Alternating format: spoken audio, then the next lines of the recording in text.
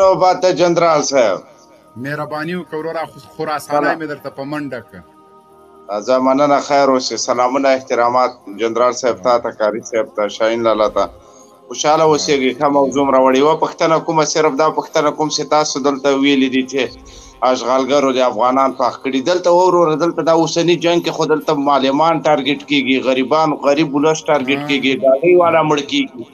د دې مطلب چې دلته تاسو چیغه وایي چې مرګ په امریکا نور غریبان وژل کېږي، واکسینو والا ښځې وژل کېږي. زه دې ته نه پوهېږم صاحب. دلته خپله تاسو موضوع په دې باندې جوړه کړې ده. دلته غریب ولس ټارګېټ ده. دلته خو اوس د دولت نه غریب ولس ډېر مرګ ژوبله ویني. د دې نتیجه څه ده؟ دلته بیا چا لخوا دا واکسیناتوران، خبریالان، عام خلک د چا لخوا وژل کېږي؟ کس خو به معلوم وي. اوس دا خو دا نه ده معلومه. دلته خو نړیوالو نه ډارېږي، هېڅوک هم د خولې نه غږ نه شي. موږ رسنۍ لرو، ژورنالستان لرو، حکومت ته امنیتي ادارې دي. په کار د پوښتنه وکړي، معلوم کړي چې دا څوک وژني. په رسنیو کې خو مې دا یو تل ډله راسې دلته غږ کې وکړي ته د مرګ د پیښې په جي کې خو مې یو د طالب رسنیو والا ونل داسې د مایک خولې کې او د چا نه پوښتنه وکړي. دا یو ته دا ځکه د سفریو د پیښې ټول مستند راپورونه او ویډیوګانې اوس درته راوړم، بیا یې منې چې زه له پیښې خبر یم. د جلال آباد ګوره د پلټنګ د سیمې د احمد رسامو چې بمبار کړه د هغه ویډیو درته راوړم، بیا یې منې. دا پرونۍ بېګا پیښه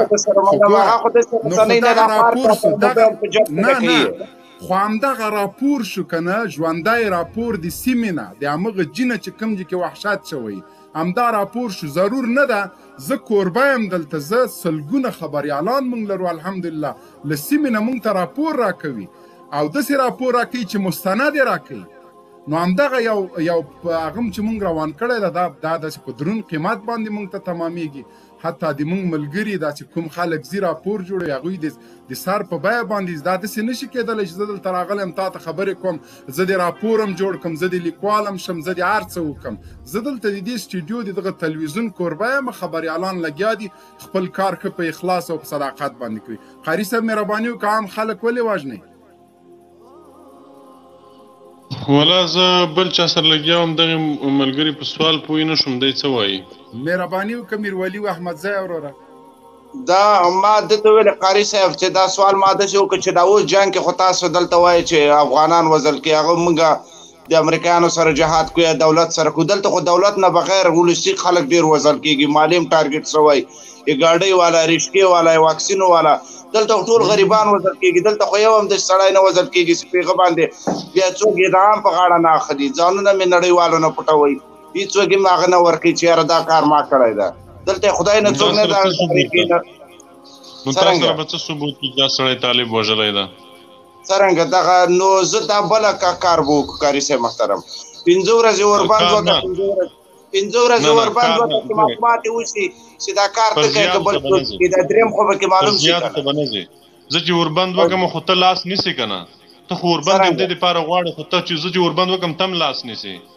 تا خو دا بده ورځ جوړه کړې په دې ده چې د جګړې نه ویره لرې. زه چې وربند وکړم خو ته به م وربند وکړې. دا کار خو تا شروع کړی د همدا ستا استخبارات دي، ستا ملي امنیت ده، ستا امریکایي جاسوسان دي چې په عامو ځایونو کې چاودنې کوي، خلک وژني، جوماتونو کې چاودنې کوي، جوماتونه یې ړنګ کړل، علما یې په شهادت ورسول. خو چې زه وربند وکړم نو خبره خلاصه شو، بیا ته ولې خلک وژنې؟ خو بیا خو ته هم نه وژنې. او قاري صاحب محترم زه تا ته داسې وایم، اوس ته دلته په دولت پړه اچوې، دولت یې په تا باندې اچوي، خو اوس داسې یوه د حل لاره جوړه کړې. قاري صاحب محترم خبرې نه وتښتېدې، زه وربند کوم صحیح ده. قاري صاحب محترم ګوره،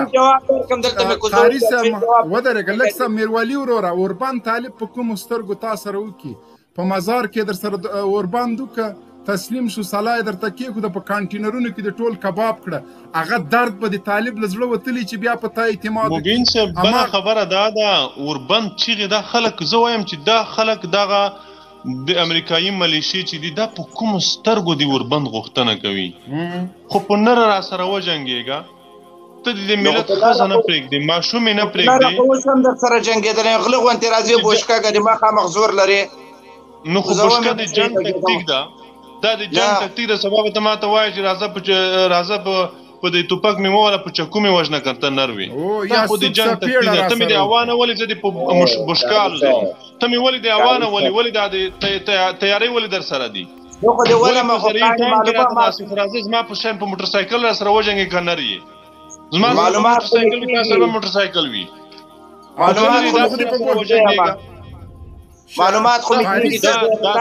څومره ماشومانه منطق ده چې تاسې کاروئ چې بشکه راته کېږي بشکه نه نور خو پرېږده بشکه خو پرېږده چې هر شی چې زما په وس کېږي ستا سره زه جنګ تا پې وژنم بس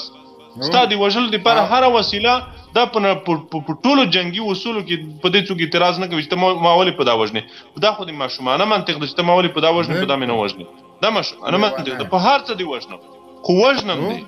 نرشه د اوربند چې ما کلک جنګ ته را سره ودرېږه او د اوربند تمه مه کوئ ګوره یوه خبره واوره د اوربند تمه مه کوئ اوربند مربند نشته تر هغه وخته پورې د اوربند تمه مه کوئ تر څو پورې چې ټول ټامیان محکوم نشي دغه امریکایي ملیشې محکومې نشي دغه امریکایي ملیشې وسله په ځمکه کېږ نه دي تر هغې پورې د اوربند خوبونه مه وینئ اوربند مربند نشته موږ تجربه لرو موږ ستاسې سره 10 کاله په جنګ تېر کړو ستاسې راګ موږ پېژنو 10 کاله نه بلکې تاسې سره موږ 10 کاله په جنګ تېر کړو بلکې 40 کاله یاد کړه دا 40 کاله تاسې سره موږ لګیا یو موږ ستاسې هر راګ پېژنو غني او غدار خاین سره د غني د خپلو ملګرو سره وفا نه ده کړې بیا به د طالب سره څه وفا وکړي طالب د غني سره اوربند کوي تاسې عجیبه موږ خواته متل ده یو چا ته وایي چې تا لیونی بانګې وهلي دي نو تاسې لیونی بانګې وهلي دي اوربند مربند پرېږدئ جنګ ته ځان اماده کوئ یا وسله په ځمکه کېږدئ بس دا 2 لارې لرئ بله لار نه لرئ تاسې د اوربندونو خبرې مه کوئ په نره در سره جنګېږو په نره را سره وجنګېږئ مه د اوربند چیغې وهئ مه د سولې چیغې وهئ نه سوله شته نه اوربند شته نه سولې مولې خبرې کوئ په نرانو په څېر میدان ته راووځئ چې سره معلومه یې کوو جنګ کوو تر هغې وخته پورې جنګ کوو چې یا موږ درته تسلیم شو یا به تاسې راته تسلیمېږئ دا د کفر اسلام جنګ ده دا د الحاد سیکولریزم د ایمان جنګ ده دا جنګ هغه وخت ختمېدلی شي چې یا موږ بشپړ مات شو یا تاسې مات شئ دا جنگ د هغې نه مخکې نه ختمیږي نه دا اوربندونو خبرې دي نه دا د سولو خبرې دي سولې مولې نشته ملګريه نه اوربندونه شته دا هغه جنگ به هغه وخت ختمیږي چې یا موږ بشپړ مات شو یا تاسې مات شئ بس تاسو خو چاته ولې نه درکو نو خو جواب ګوره مخکې به طالبانو په بوشکې د دې په خاطر الوزولی سي خو صبر وکړه درکوی نو مونږ خو ته کته کړی نه نو ته یو دم پکې راودانګې نو توهین چې وکړي بیا دې کته کوم ګوره بوشکې باندې مطالب ځکه الوزوي چې تاسو وایي چې طالبان ترقي نه پېژني امریکا په میلیونونو ډالر مصرفوي یو کس مریخ ته لیږي طالب په 2000 افغانۍ 6 کسه مریخ ته لیږي چکر به مو وهئ بېغمه خو مړه نه دي ټول په مریخ کې دي او اوس طالبانو د جنگ تکتیک بدل کړی اوس د الوزئ نه اوس د له بره نه وهي د مځکې تل ته دې رسوي تم بمبار کې مونږ هم کوو چغې مه وهه چې په هره وسله یې طالب دې وژني خو ولسي خلک مه هغه کوه که دا هغه کوې بیا خلک مجبوره دي چې د اردو عسکرو فرض که د مونږ په منطقې کې ډېر د اردو عسکر د کورنۍ دي بیا به ذاتي مونږ هم هغوی وژنو ولې چې د ده پلار په عسکرو کې دی د ده ورور په عسکرو کې دا د جنګ اصول نه دي دا اخلاق نه دي دا نرتوب نه ده چې لا ټول امریکا او له ټولې نړۍ در سره ده جنګي وسایل ټانګونه هر څه تا سره دي او بیا هم د اوربند چغې وهې ولې نو مبین صاحب زه به دې ورور ته یو 2 خبرې وکړم دا جګړه ډېره بې انډوله جګړه روانه ده دا 10 کاله همداسې بې انډوله موږ وکوله بې پرتلې موږ وکوله دا جګړه قطعا د پرتلې وړ نه وه قطعا یې انډول برابر نه و ته راځې د چا سره ما ډوډۍ خوړلې ده ته هغه نه پرېږدې هغه وژنې کوم ځای کې چې ما شپه کړې ده هغه مکمل کلی د منځه ورې هواروي خو تر اوسه پورې ما ستا په کور غرض نه ده لرلی ما ستا په فامیل غرض نه ده لرلی ما ستا په ماشومانو په ښځه کار نه ده لرلی ما ستا په پلار غرض نه ده لرلی ما ستا په ورور غرض نه ده لرلی نو خو ماته هم په کار ده که نه چې په کوم ځای کې ته شپه کوې ستا کور هم باید زه له منځه ویسم ستا ښځې ماشومان هم له منځه ویسم ته چې چا سره اړیکه لرې هغه هم باید زه له منځه ویسم خو د کابل ادارې په خلاف په رسنیو کې دا دومره رسنۍ دي ګورئ تاسې رسنۍ وینئ واقعیتونه نشي ویلی واقعیتونه حقایق نشي ویلی د فساد کومه دوسیه که دوی را څرګنده کړي سبا بیا خبریال ډاډ اړولی وي ویشتی وي او قاتل هم نه وي معلومه دا هم نامردي ورسره کوي چې قتل هم په ځان نه مني او ته 20 کاله د طالب په خلاف لګیای دا 20 کاله کېږي طالب په خلاف په داسې په مسلکي ډول لګیای په همدې تنخوا درکول کېږي خو بیا هم طالب ته څه نه وایي طالب ته خو صحیح کړی هېڅ کار درسره نه دی وژني دا د طالب اخلاق دي دلته دا جګړه بې انډوله روانه ده که چېرته د جګړې انډول موږ برابر کو ستاسې په څېر وژنې موږ هم وکوو همدا به یوازینی حل وي بیا قاري صاحب محترم صحیح ده زه دا د سره منمه ته وایه چې موږ مخامخ په جنګ کې د سره جنګېږو در سره کامیابه یو 200 نفره یو ولایت ته تشکیل راسئ بیرته هم د شپې ښخوي هلته په تابوتو کې هم کونې پرتې سرونه هم نه وي نو تاسې څه رقم ته غیرتي جنګ کوئ ګورئ دا پیغور نه ده ته اول اخلاق زده که جنګي اخلاق زده که دا پیغور نه ده په جنګ کې حلوا نه ویشېږي ګورئ په جنګ کې حلوا نه ویشېږي په جنګ کې حلوا نه ویشېږي ما یې قطع کوه خیر په جنګ کې حلوا نه ویشېږي په جنګ کې مړي ته به ما وژني زه به تا یو وژنم ته به ما 100 وژنې همداس دا 20 کاله مې جنګ همداسې در سره وکولو خو مات کړی خو دې نه یم که نه ودې وژلم خو که نر یې مات مې که ستا نرتوب هغه ځای کې و ستا پیغور ما ته هغه ځای کې و چې تا زه مات کړی وی د دومره وژلو ساره مې هم ته مات کړی په چیغو مې سر کړی د اوربند چیغې م ته وهې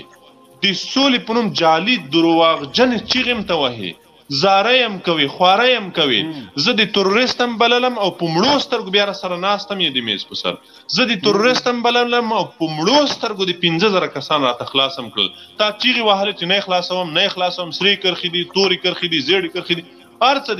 څه دې لاړل او په مړو سترګو د زما هغه بندیان را خلاص کړل چې ستا سرکرده خلک یې وژلي وو ستا قاتلین یعنی داسې خلک دې م را خوشې کړل چې په یوه بریدې په سلګونه ګوډاګیان او امریکایان وژلي وو خو تا په مړو سترګو را خوشې کړل دې ته راځه وګورو زما به وژنې ټوټې ټوټې کوي زما د مړو توهین هم کوي دا ستا ځکه چې ته جنګي اخلاق نه پېژنې تا د جنګ اخلاق هم نه دي زده تا د دشمنۍ اخلاق هم نه دي زده ته زما د مړو توهین هم کوي دا هم ستا توهین ده چې دا اوس کومه بېځایه کلمه ته استعمال کړه دا اورېدونکي ستا اخلاق د دې نه هم معلومولی شي چې ته څومره اخلاق لرې زه وایم چې وبه مې وژنې او 20 کاله دې ووژلم خو مات دې نه کړم او ته مې مات کړې ته ستا نه ما پوزه نه ده پرې کړې ستا مړي ما په تبرونو نه دي وهلي ستا د مړو سپکاوی ما نه ده کړی ستا په مړو میتیازې ما نه دي کړي ستا د مړو بل قسم توهین ما نه ده کړی وژلی مې خو ماتې ته مې نږدې کړی مات کړی مې انشاء الله وهو العزیز او ماتوم به دې او تر هغې پورې وربند نه در سره کوم تر څو پورې چې وسله په ځمکه کېږي نه دی قسم په الله دا وسله به ته په ځمکه ږدې او چې کېږي نه دی تر هغې به در سره جنګ روان وي په دې ډاډه شم او د اوربند چیغې مو آخري سوال به د مودین صاحب کته مې توهین نه کوم چاته آخري سوال خبرې ته غوږ ونیسئ توهین نور څه رقمي توحید څه رقمي اول خو بربند دی لایف ته راغللی بیا وایي توهین نه کوم دغه د تا آداب دي ته من حیث یو مسلمان یو پښتون شرمېږې نه دې لایف ته زرګونه کسان نه دي ته لوڅ لپړ راځې ته ځان ته نر وایې ځان ته پښتون وایې خو همداسې سیکولران دیموکراتان یې په موږ واکمنان کړي چې هېڅ افغانۍ کلتور نه پېژني ورسې یو چا ته وایي دغسې پوښتنه وکړئ مبین صاحب دی دا وروستۍ پوښتنه وکړئ دی څه وایي چندرال صاحب و د موسیقي راتلونکی ښاروالي سیکس لایف ته به سیکس راځي تاسو خو ټول سیکسي خلک یې د روغ جنرال صاحب ډېره بښنه غواړم دا هغه فوجي ته قرآن مجید ته چې ور اچولی و هغو ته د خور ویلي خور یې ورته ویلي دي خو همدا د دوی خویندې دي که نه همدا د دوی ناموسونه دي همدا خیر هغې خوا ته به نه ځو په هر توهین نه کوم اخر راسي دغسې یو خبره خو دا یوه خبره دی ټول امریکایي ګوډاګیان په خلاصو غوږو واوري د ستانکزي صاحب دا یوه مبین صاحب د ستانکزي صاحب یو دوه خبرې دي دا هغه ما ته ډېرې خوند راکوي زه یې چلانوم تاسو لږ صبر وکړئ مهرباني وکړئ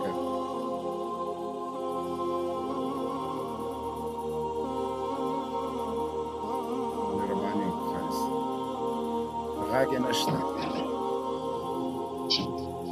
کنې دا ویډیو شاهین صاحب ته ولېږه چې هغه کې چالان کې خالي صاحب ما به یاد دارم صحیح شو یک هفته به ماه رمضان مانده بود سال اول 2001 بعضی از کشورهای جهان بعضی از کشورهای اسلامی گیره پیشنهاد کرده که چون ماه رمضان میاد به خاطر ماه رمضان باید امریکا عملیات خود بند باش با تمام غرور خود همین صدا را کرد که ما ماه رمضان عملیات خود دا زه شاهین صاحب ته ورلېږم دغه ویډیو چلانه و دا لایف کې چلان کې چې خوند پرې راولېږه شاهین صاحب ته ولېږه قدرمان انشاءالله دلته ستانکزی صاحب وایي چې تاسې په 2000 لومړي کال کې ولې د سولې چیغې نه والئ او ستانکزي ته یې ویلي د معصوم ستانکزي ته د هغه امریکایي ګوډاګی چې ده هغې ته یې ویلي چې ستانکزی ته د ما کلیوالي وطنداري زه ورته سره پېژنو داسې مخامخ یې ورته ویلي مخامخ ورګوري ګوته یې ورڅخه کړې ده مخامخ ورته ګوري ورته وایي چې ستانکزیه ته چې نن د اوربند چیغې وهې چې رمضان را روان د اوربند به وکوو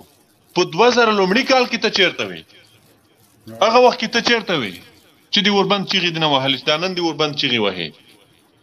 او ستانکزی صاحب مخامخ کرزي ته وایي کرزي ته کرزی مخامخ ناسته ګوتې هم ټسوي تاسې به دا ویډیو وګورئ ډېره جالبه ویډیو ده دا ویډیو به پلی کړو تاسې به وګورئ ستانکزی صاحب کرزي ته په خطاب کې وایي چې موږ په 2011 کال کې دفتر خلاص کړو خو تاسې د دفتر معنی شوئ تاسې په یوه بله بهانه دفتر بند کړو د سولې د خبرو مخه مو ونیوه ولې مو هغه وخت کې د سولو خبرو مخه ونیوه چې نن مړې سترګې ټیټې سترګې زما مخ ته ناست هم یې زه دا ویډیو درلېږم دا ویډیو تاسې پلی کړئ چې خوند پرې واخلو